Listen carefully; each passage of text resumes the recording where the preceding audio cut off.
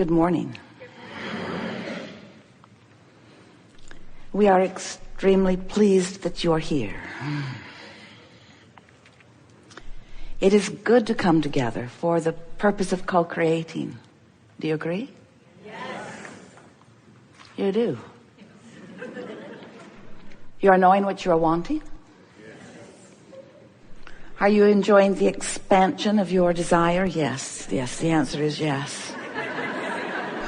Do I love contrast? Oh, give me all of it that I can stand. You like focusing? Yes. That's really what your thought process is about, isn't it? It's the focusing of energy, which is really the molding of the creative clay, yes? The variety that surrounds you is what helps you to determine your personal preferences. Do you think there is value in your personal preferences? Do you think it matters what you think? And do you think that as the variety surrounds you, that what you think comes into focus because of the variety? In other words, could you come to any clear personal conclusions about what you prefer? Could you make a decision if there weren't choices? And can you tell by the way you feel which choices appeal to you most? And do you know why you have a feeling response? Do you know why some things feel like a good idea and some things feel like not such a good idea? Do you know why red flags go up when you hear certain people say certain things? Or do you know why you feel uneasy when you come across some thoughts while you feel open and exhilarated when you come across others? Do you understand why? Why you have these feeling responses? It's all part of your awareness of how you're molding the clay. But do you understand what the emotional process, what is that guidance? It is guidance. What's that guidance that emotions are giving to you? What's it all about? What's being compared to what? Why do some things feel not good and some things feel good? Is it simply because your selfish nature is being satisfied with some and you're being put out with others? That's not it. How does anyone make a decision about anything? We don't know. We're going home. Well, the reason that we start here in this sort of strong, quizzical place is because we think it is of value for you. And the sooner you get to this place of understanding what your guidance system is about, then the more effectively you can use your guidance system, yes? You are more than you see here in these physical bodies.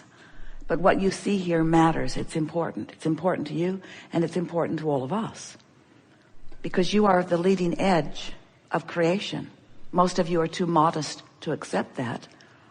Most of you, in your not getting precisely what you're wanting, or in your sometimes not feeling so good, make an assumption that is not accurate. You assume that there's something much more important than you moving around in the universe that you're striving to accomplish, but that's not true.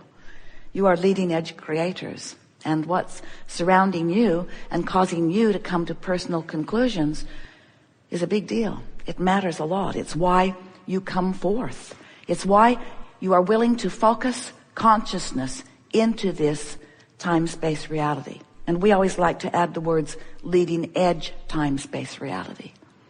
And the reason that we want you to feel appreciation for your part in this leading edge creation is because you are out here exploring variety and coming to personal conclusions and weighing, whether you know that you're doing it or not, whether it's happening consciously or unconsciously, you are weighing this new decision that you have come to against the for sure solid source-based conclusions that you've come to before. It's like moving forward and finding a basis or a platform that is accurate, that is law-based, that works, that is love-based, and then evaluating the new things that come to you against that standard. So you were source energy before you came into this physical body, and the larger part of you still is. Well, what does that mean to me, Abraham? So I was source, but I am this, and what I am now is all that I know. So why do you bother to tell me what I was when what I am is all that I know? Well, we tell you because you can feel what you am in relationship to what you were, are, from a source energy standpoint. By the way, your emotions feel to you because your emotions are your indication of your blend or resistance, of your agreement or your disagreement. So in simple terms, from non-physical perspective, that larger part of you who still vibrates and beams to you and knows you and holds the vibrational core of you, that part of you is pure love. Now, we hesitate a little bit to use the word love because most humans don't have a clue what love is. For most people, love is something they want that they don't have enough of. So it's an absent-based sort of thing. But love meaning well-being, security, appreciation. The source of you is pure love. So when you hold someone or something, a concept or a person or an experience, when you hold it in your physical format as your object of attention, you're getting immediate vibrational, which you translate as emotional feedback about what your perspective is in relationship with the perspective that you've been garnering over all of your existence, your perspective of all that you've come to. And we want you to know that perspective that we're talking about there just happened again just now, because when you know what you don't want, you know what you do want. You send a rocket off about what you prefer. When you're sick, you want more wellness. When you're confused, you want more clarity. When you don't have enough money, you want more money. When you feel financially behind, you want to be financially ahead. In other words, this contrast in which you are living is causing you to send these vibrational rockets of desires all day, every day. But it's not only a rocket of desire. It's a rocket of becoming. It's a rocket of evolution. It's a rocket of expansion. It's the larger part of you expanding to this new place. And as that larger part of you expands to that new place, you have an emotional feedback that's letting you know right here, right now, based upon what you're thinking, what you're giving your attention to, what's activated within you. What is the activation of me right now in my physical body in relationship to the huge activation of who I am, the whole activation of who I am, the ongoing activation of who I am, the source energy activation of who I am, the God force activation of who I am, the true me and who I have become through all that I've lived. I wasn't before I came into this body, but it became more as a result of me being in that body, that leading edge, furthest, most expanded version of source energy me. I'm getting feedback right here, right now. So then the next question that we asked you was, how do you think you're doing, or are you doing it consciously, forming your beliefs? How do your beliefs come? In other words, contrast causes you to become. But how do you think your beliefs are coming about? And we want to say to you that for most humans, your beliefs come about from your observation of things going on around you. So your desires are formed that way too, but who you really are radiates from that exposure to that contrast. But often, your beliefs don't make that same jump. But relative to your beliefs, and your belief is the only thing that keeps you from being a vibrational match to your desire. And what is a belief anyway? A belief is just a thought you keep thinking. A belief is a habit of thought. A belief is a pattern of thinking. It's getting a vibration going and law of attraction keeping it going because you're making no effort to change it in any way. So what happens is your desires are born easily out of your exposure to life, but your beliefs aren't changing so fast as your desires. And in most cases, it is simply because you're not aware that you have the ability to change your beliefs. You think that what is just what is. And if it is, then you ought to believe it. If you want to be factual and truthful and evidential, in other words, you shouldn't lie to yourself, is what most people say. Esther has said to us through the years, but Abraham, it's true. And we have teased her. Because something is true doesn't mean that it is something that you're wanting to give your attention to, because giving your attention to it causes you to hold yourself in a vibrational frequency that holds you often in negative emotion, and most important, doesn't allow you to be who you really are. So now it makes a little more sense to you what we were probing at, doesn't it? So let's start again. Do you enjoy the evolution of your desire? And do you understand that your desire is always being felt by you emotionally in relationship to your belief, which is only a thought that you keep thinking? So if you want something and you doubt it, how does it feel? Terrible. You say, I felt better before I wanted it. I wish I could bring my desire back over here. But you can't. You can't stop your expansion. The only thing that you can do in order to maintain your alignment with your constant becoming is you've got to be flexible in your beliefs. And most people are not that flexible.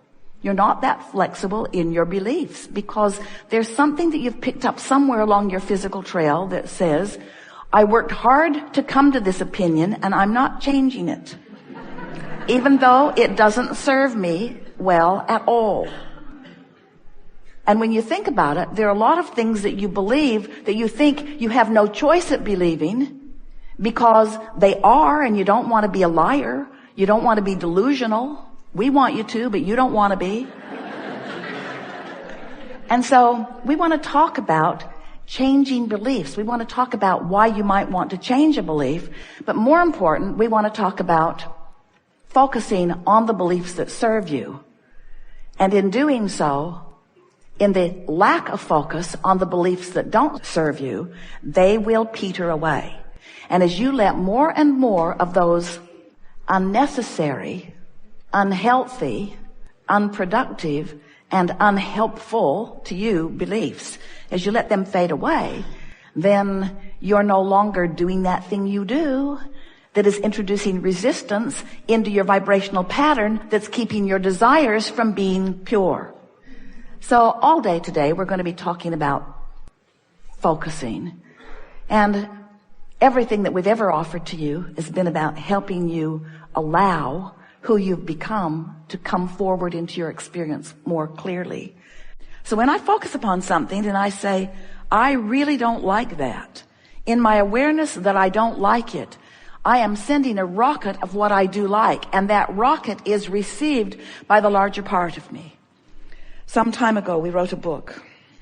Best title ever given to a book, Ask and It Is Given, because it speaks so clearly to how it works for you. When life causes you to know what you don't want, it causes you to ask for what you do want. And when you ask, it's given. It's given in its vibrational fullness. And you have emotional feedback that lets you know it has been given. And if you're feeling positive emotion in the moment, then it means to you it has been given and you're up to speed with it, and the manifestation of it is soon on the hills. But if it has been given, and it has, and you're feeling negative emotion about it, that means it has been given, but you are for now, based upon your pattern of thought, based upon your habit of thought, based upon the beliefs that you have worked so hard to maintain and hold. That feeling that you hold means that it's been given, but you're not letting it in. You're not letting yourself be the vibrational match to it. So negative emotion, in very clear terms, we'll give you a quotable quote here, is awareness of self-deprivation. This negative emotion that I feel right now is my indicator that I'm depriving myself of something important to me. The reason it's important is because I have become more, and I'm depriving myself of it. Now, in complete fairness and disclosure to you, our leading edge friends, if you were not willing to expose yourself to situations where the contrast becomes vivid, you would not send those rockets, and we would not have the expansion that we all enjoy as a result of what you're carving out. So if we can just convince you that we are all in this together, and that as you explore, that the knowing what you don't want is as important a part of the process as our then knowing what you do want. And that as we work together in a team-like fashion, with you carving it out and us knowing what matters and staying true to the vibration of